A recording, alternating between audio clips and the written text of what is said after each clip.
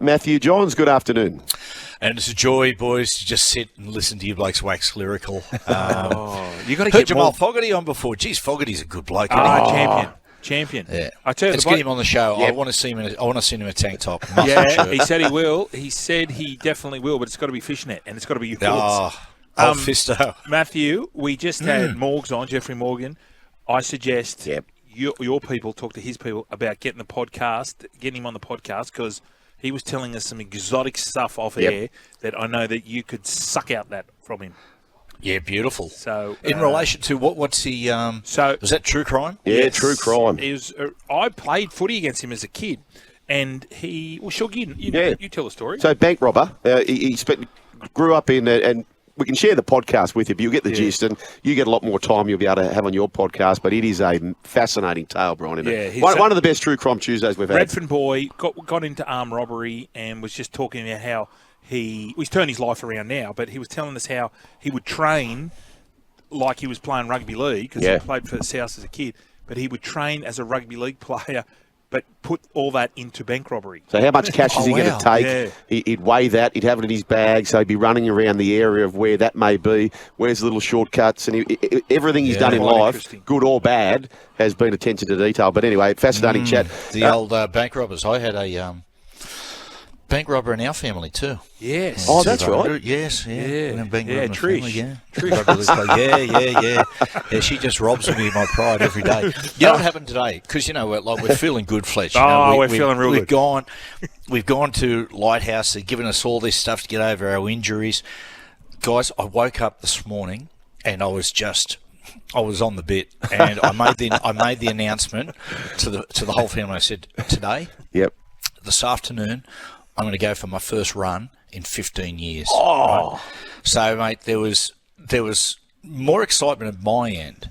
At the other end, as it started to get closer, like Jack, then Curbs, then Trisha going, are you really sure you want to do this? It's your knees. And I said, look, I just feel like a new guy. As I'm about to leave, like Trisha's filming me, putting my shoes on. They're taking the piss out of me. I must say I was getting a little annoyed. Anyway, I've put the shoes on. Boys, the first step, away I go. I get 50 metres down the road, step in a pothole, roll and do my ankle. Oh. But getting to those 49 previous metres, how was the bumblebee? Yeah. Oh, Fletch, I was flying. Mate, honestly, it was just like I was on springs. I'm just... like Gallipoli. Like Gallipoli. What do you leave? Steel yes, springs. That's right. How fast are you, son? Oh, mate, I felt great. But unfortunately, I rolled the ankle, did some ligaments, but... Mate, I'll recover quickly, mate. With all this, the supplements we got, we'll be fine. Now, Matthew, there's breaking news. Lachlan Galvin has broken his silence. Sugar, can you read this out for Matthew and I? Yes, via the Daily Telegraph. So he says this: I totally understand my decision will frustrate many West Tigers fans, but please know that it wasn't an easy call to make. It's a decision that I have discussed at length with my parents, closest friends and family. I'm extremely grateful for their love and support in making this call. The biggest reason why I made this call now is so the West Tigers have enough time to plan for the roster without me in the future. That's the absolute truth of it. The club were eager to get a deal done, and so they called a meeting with my management last week. I could have mulled over this decision all season, but I didn't think that was the right thing to do. I thought it would be best for everyone to make the call now rather than drag it out. Any suggestion that I had already done a deal at another club for 2027 is simply not true. And then Jerome Luai puts up a post on Instagram simply saying, team first. And, of course, Matty, you would have learned the news the last sort of hour and a half. Galvin has not been picked in the squad this week. Yeah. Interesting, isn't it? Like, you look at the Tigers, what really hurts is the fact that, I look at this club and I say, I feel so sorry for them. Can they get any clear air? Because suddenly they're putting together a terrific side. The combinations are starting to gel. The signings are firing. They're winning football games. And then suddenly this. And you just... And it's not just, like the fact that Lockie was the guy they were going to build all the future campaigns around. What must really hurt is he's not just leaving, he's leaving $6 million on the table, right? And that's, that's the thing that must really, above, alongside everything else, that's the thing that must really sting. I'll say this, boys. I really understand where the Tigers players, how they must feel, understand how Benji must feel and how the club must feel. And I'd be disappointed. There'd be part of me that'd be angry. However, I do not support dropping him. I don't think it's the right thing to do. My question will be, is Lachlan Galvin, are the West Tigers a better side with Lachlan Galvin in the team? Yes. Right? Correct. Yeah. Absolutely they are. Now, if I'm Benji Marshall, I couldn't give two shits what Lockie thinks about me, whether he likes me, whether he thinks I can coach or can't. Son, I'm picking you in the team and I need you to win for me. Now, the other side of the coin, the senior players come to me and say we don't want to play alongside him. Okay, I take that on board. But guess what? At the end of the day, I'm the coach, right?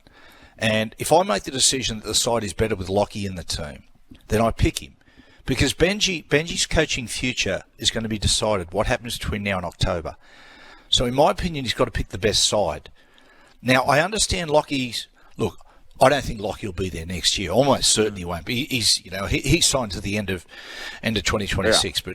But almost certain he'll be there won't be there next year. But is Lachlan Galvin, are they a better side with Lachlan Galvin in there right now? And the answer is yes. So why the hell do you sacrifice 2025 for the sake of 2026? Right? Why is 2026 more important than 2025? Do you know what? Take every season at the moment. It hurts. It's disappointing. But do you know what?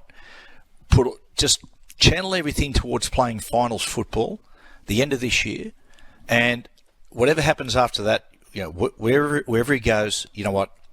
It's by the by. But just things are going so great at the moment.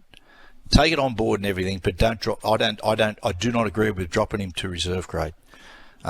Difficult situation. Understand all of those things, but at the end of the day, the Tigers are in the business of winning football games, and they're better chance of doing with him in a jersey. What do you believe that the senior players don't want him in the team? Because I'm just trying to think back to, we've all been playing with players who are moving on the following year. Yep. And nothing has changed. The only difference is that it's 2 years out. And the other thing that would upset, I suppose, the team or the morale would be someone coming in and saying that the coach isn't much chop.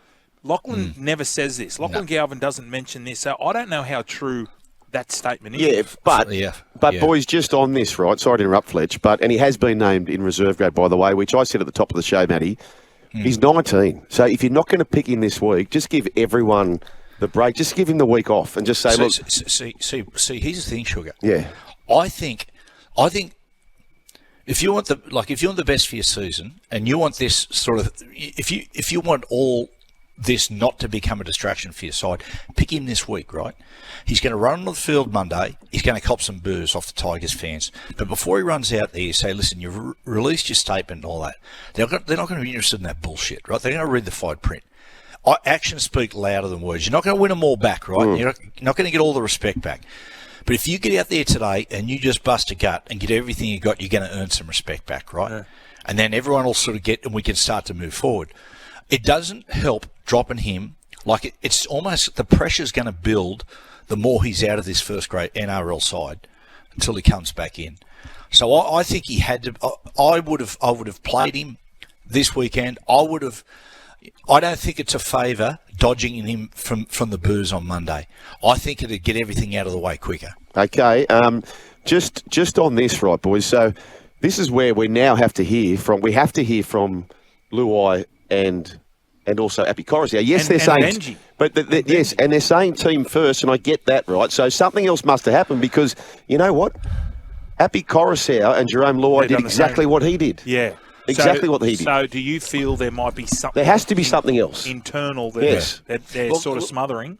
Well, Fletch, here's the thing about it, right? And the three of us, we've played a hell of a lot of football. We've knocked around plenty of bars, plenty of pubs.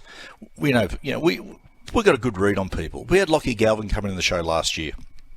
What a terrific he was a terrific young fella. Yep. Wasn't he, Fletch? Yeah. Like, and you can just see that there was no shit in him.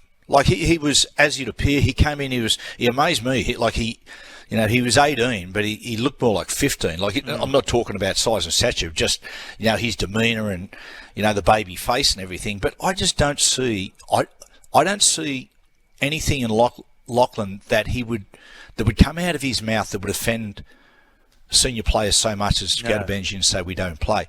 My thing that I would ask Appy and Luai and the senior players is, what was it? Did the things that you heard, did they come out of Lachlan's mouth or somebody else associated with Lachlan? Right? Someone else might have gone in negotiations and said, oh, listen, we're moving on. It's not about the money. It's just that he thinks Benji can't coach. Or, he's got to grow up with senior players. Unless it comes out of Lachlan's mouth, I don't trust it. I don't fully believe it. And this is the thing with Lachlan, mate. Like, boys, sometimes, I look at young footballers and I liken it as called the curse of natural resource, in the fact that young players, right, they attract all kinds, and they get people pushing them and pulling them in all these different directions. I just hope this is Lachlan's decision alone, that he has sat there with his parents and gone, righto, what am I going to do here? Is my future elsewhere? And just gone, you know what, they made me a great offer, but I'm sorry, I'm going to move on. I hope it is, because, when you're a young bloke, it's hard to work out who's looking after your best interests and who's looking after basically pushing to do things that serve their own purposes. So I hope it's his decision. Just looking at Fox League here, and they're reporting this would be massive. Good Friday could have 70,000 people. Matty, can you just imagine that? Yeah. It's so good, and they've done such a great thing, the Bulldogs, recognising the cost of living, opening up the very top tiers and charging them $10. I've said this for a while. Yep. Open up those top tiers, some games, and make it a gold coin donation. To have 70,000 there on Friday is just going to be something else. Fantastic day for the game. Now, just on the Bunnies, Matthew, what about the decision Cody Walker to 7? So we're going to have 2, albeit two number 6s, because Cody is a genuine 6. Yep. Do you think this will work? Him and Latrell together. And Latrell, Fletch, I think it will, because although Cody wears the 6, although he's not a pure 7, I still look at him as someone that can steer the side around the park. He's got a lot of experience. Him wearing the 7 jersey, I have no concerns of Cody doing that. He'll handle that on his ear. I liked aspects of Latrell's game in the 6. What I don't want Latrell, I just don't want his running game to disappear. The other day he had some beautiful touches, and every time he ran the ball he was an enormous threat, just didn't run enough. And that's one of the problems sometimes when you take an outside back and put him in the 6 or the 7. The number dictates how they play rather than, basically taking the strength to the jersey. So if I was weighing this week, I'd be saying to Latrell, listen, let Cody steer the side around the park. You just terrorise him with your running game in and around the rucks. But I think the combination will work. Everyone will want to be on the Bulldogs, boys, and I kind of want to do the same, but that bigger the crowd gets, the more petrified I get of Latrell and Cody. Right. It just... I tell you what, looking down the list with Kickow, Burton back, that's a strong Bulldog side.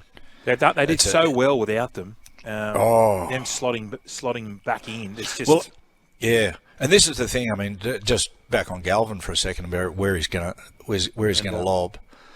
Geez, I reckon if the Bulldogs are show as much interest as I anticipate they will, you'd have mods on, wouldn't you? Well, the way Gus has been speaking before this, saying what I found strange when he said, I haven't seen a 19 like this ever. Do you remember when Freddie came?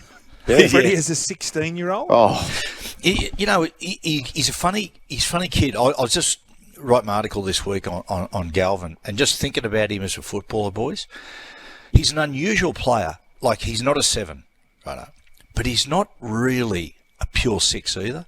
And what he reminds me of, he's almost a hybrid of a 6 and a 13, if that makes sense. The way he holds himself and the way he rolls into tackles, and he reminds me of an old school 1980s 13 that used to play short sides and, very good strong run of the football. He's a bloke that looks more comfortable throwing the short pass than the long.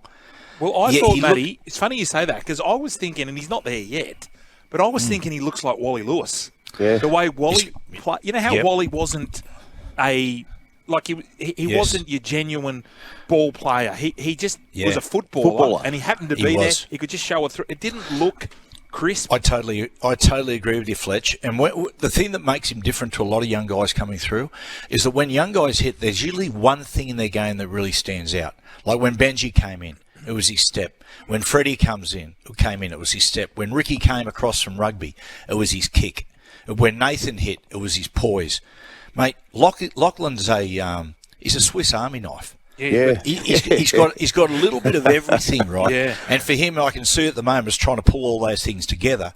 But yeah, he's just a Munster type. I see a bit of Munster. There is a bit of Munster about him. So he's a bloke that can do a little bit of everything. But you know what I mean? Like, if the player he reminds me most of as a young bloke is Wade Graham. When Wade came into grade with Penrith as a teenager and was put in the number 6 by Matty Elliott, he and Lachlan have so many similarities. And he's just got supreme fitness. Yeah, he's they reckon it's records. They reckon at training, they said, blokes have said they've never seen anything like it. Yep. No, well, they hate him now. Those same blokes said that. They despise him. Now, Matthew, I want to change tact. I've got a show for you. An episode drops every week. It's called Friends and Neighbours. And it is on Apple. And it's John Hamm. And it is a fantastic show. You've got to get around it, listeners. What's it called, Fletch? It's called Friends and Neighbours. What's the sort of... Give us the bullet points. Okay. He was a high-flying stockbroker. Yep. Comes home and his best mate is having sex with his wife. And it just his whole life falls away. Right. But what he does to recapture, because he was quite wealthy, and just all the little day-to-day, his world's falling apart. And he comes up... comedy? It's a black comedy. Okay. And what he comes up with to get back to where he was is quite hilarious. So get around it. I watched one last night, Fletch. I started watching The Last of Us. Yes, great show. Another one of those. The zombies. Excuse me. Sorry, guys. Sorry, guys. I was going to say you just drop your guts. one of those effing zombie movies. If you swear. That's all right. I'm sorry. Let's dump it. Tourist. Tourist caught you. You're right. I heard Braith dropped an F-bomb last night. Did he? Is that true? I heard he dropped the F-bomb talking to Gordy on NRL 360. No one's picked up on that? We're going to go, boys. We're going to Righto, boys. Righto, lads. Good on you, Matty. Keep rubbing that cream in your guts. Oh, mate, I'm loving it. See you, boys. What, you're still here? Well, you can see more on the Joel and Fletch socials and catch us live on SEN Radio, you beautiful humans.